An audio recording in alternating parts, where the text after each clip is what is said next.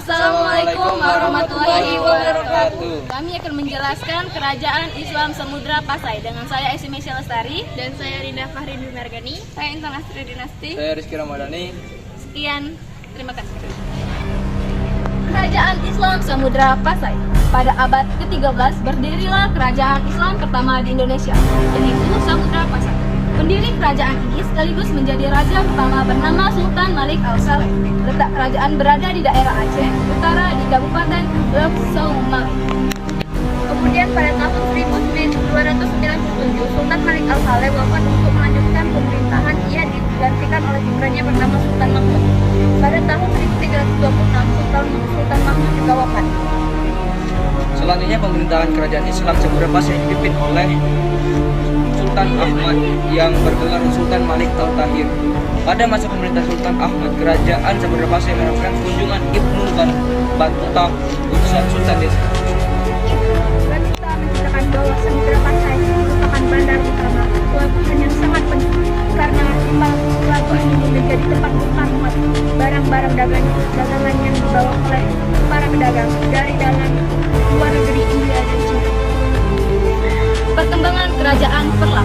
Menurut catatan sejarah dalam Misri Yasin 2018-224 bahwa hubungan perdagangan antara Arab, Parsi, Eropa, dan lain-lain dengan Nusantara sudah berjalan sejak sebelum kedatangan Islam.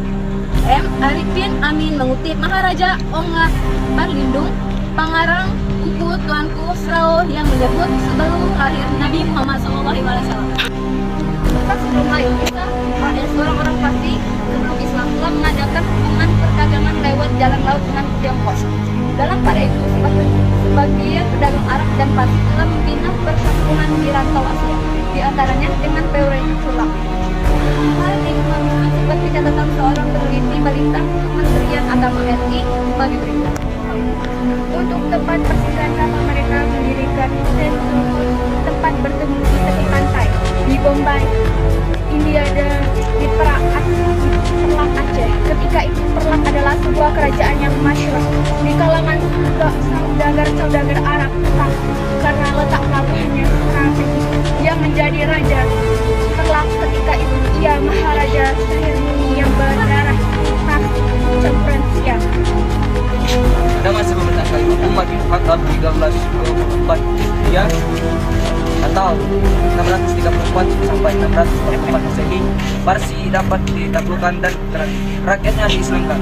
Sebab itu orang-orang Arab dan Parsi yang berada di Perlak ketika itu ikut memeluk Islam. 19 bahkan ketika menjadi peristiwa peperangan antara Ali bin Abi Thalib dengan Muawiyah ibn Abi Sufyan yang dikenal dengan perang Sifir, banyak diikuti Ali yang disebut sebagai Aliwiyin melarikan diri dari tanah Arab. Terdapat pengikut Ali yang melarikan diri ke Nusantara sampai ke negeri Perlak, yaitu Ali ibn Muhammad ibn Ja'far Syahidin bin Muhammad Al-Basi bin Zainal Abidin bin Hussein bin Ali Abi Thalib. Kedatangan keturunan Ali ini disambut baik oleh Maharaja Syahir Nuri dan rakyat Palembang karena dia berasal dari dua keturunan bangsawan terhormat, yaitu Ali ibn Abi Thalib dan Fatimah binti Rasulullah. Pada hari peresmian Bandar Perlak ditukar namanya menjadi Bandar Khalifah 27 sebagai kenangan dan penghargaan kepada rombongan nakoda Khalifah yang telah berperan mengembangkan Islam di Perlak. Bandar Khalifah begitu terkenal di kalangan para pedagang Arab dan non-Arab, sekalipun karena telah menjadi pelabuhan penting dan tempat persinggahan mereka dalam perjalanan ke Cina atau balik ke Asia. Dan ada juga sebagai penasihat pemerintah yang bertugas mendampingi Sultan dan juga para wazir-wazirnya, dan dibuatlah suatu lembaga yang disebut dengan Majelis Fatwa yang di bawah pimpinan seorang ulama yang berpangkat mufti, yaitu Supriyadi tahun 6 Agustus 2015. Silsilah kerajaan di bawah ini merupakan nama-nama Sultan pemerintah Kerajaan Perlak. 1. Sultan Ali bin Said Muhammad Abdul Aziz Shah 840 sampai 844 berpaham Sunni. 2. Sultan Ali bin Said Maulana Abdul Rahim Shah 864 sampai 888 Masehi, perubahan Sunni dan lain-lain. Sejarah berdirinya Kerajaan Samudra Pasai. Kedatangan Islam di berbagai daerah Indonesia tidaklah bersamaan. Sekitar abad ke-7 dan 8, Selat Malaka sudah mulai dilalui oleh pedagang-pedagang muslim dalam pelayaran ke negeri-negeri di Asia Tenggara dan Asia Timur. Berdasarkan berita Cina zaman Tiang, pada abad-abad tersebut diduga masyarakat muslim telah ada, baik di Kanton maupun di daerah Sumatera. Sumatera, daerah yang pertama kali disinggahi oleh orang-orang Islam adalah pesisir Samudra. Penyebabnya terdiri dari para mubalik dan saudagar Islam yang datang dari Arab, Mesir, Persia, dan Gujarat. Kehadiran agama Islam di Pasai mendapat tanggapan yang cukup berarti di kalangan masyarakat. Di Pasai, agama Islam tidak hanya diterima oleh lapisan masyarakat pedesaan atau pedalaman, melainkan juga merambah lapisan masyarakat perkotaan. Dalam perkembangan selanjutnya, berdirilah Kerajaan Samudra Pasai. Samudra Pasai didirikan oleh Nazimuddin Al-Kamil pada tahun 1567. Nazimuddin Al-Kamil adalah seorang laksamana angkatan laut dari Mesir sewaktu dinasti Fatimiyah berkuasa. Dia ditugaskan untuk merebut pelabuhan Kebayat di darat pada tahun 1238 Masehi. Setelah itu, ia mendirikan Kerajaan Pasai untuk menguasai perdagangan lada. Dinasti Fatimiyah merupakan dinasti yang beraliran paham Syiah. Maka bisa dianggap bahwa pada saat itu Kerajaan Pasai juga merupakan pahaman Syiah. Akan tetapi, pada saat ada ekspansi ke daerah Sampar kanan dan Sampar kiri, sang laksamana Nazimuddin Al-Kamil Perkembangan Kerajaan Samudra Pasai. Dengan timbulnya Kerajaan Samudra Pasai, maka Kesultanan Perlak mengalami kemunduran. Samudra Pasai tampil sebagai bandar dagang utama di pantai timur selatan utara. Samudra Pasai tidak hanya menjadi pusat perdagangan lada ketika itu, tapi juga sebagai pusat perdagangan agama Islam bermazhab Syafi'i. Pada masa pemerintahan Sultan Malik Al-Saleh berkembanglah agama Islam mazhab Syafi'i.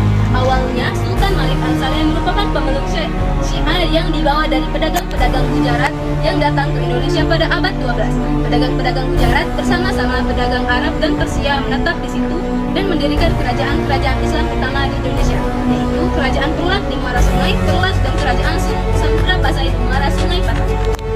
Namun kemudian Sultan Malik Al-Saleh berpindah menjadi pemeluk Islam bermazhab Syafi'i atas rujukan Syekh Syamil yang merupakan putusan dinasti Turk di Mesir yang beraliran mazhab Syafi'i. Ada mazhab Sultan Malik Al-Saleh juga Samudra Pasai yang mendapat kunjungan dari para Raja pertama Samudra Pasai sekaligus pendiri kerajaan adalah Arab dulu bergelar Sultan Malik Al-Saleh dan pemerintah antara tahun 1285 sampai 1297. Pada masa pemerintahan Sultan Malik Al-Saleh, kerajaan tersebut telah memiliki lembaga negara yang teratur dengan angkatan perang laut dan darat yang kuat. Meskipun demikian, secara politik kerajaan Samudra Pasai masih berada di bawah kekuasaan Majapahit. Setelah Sultan Malik Al-Zahir satu mangkat, pemimpinan kerajaan diserahkan kepada Sultan Ahmad Laizu Zahir yang bergelar Sultan Malik Al-Zahir II dari 1326 sampai 1342. Hear you say you're sorry.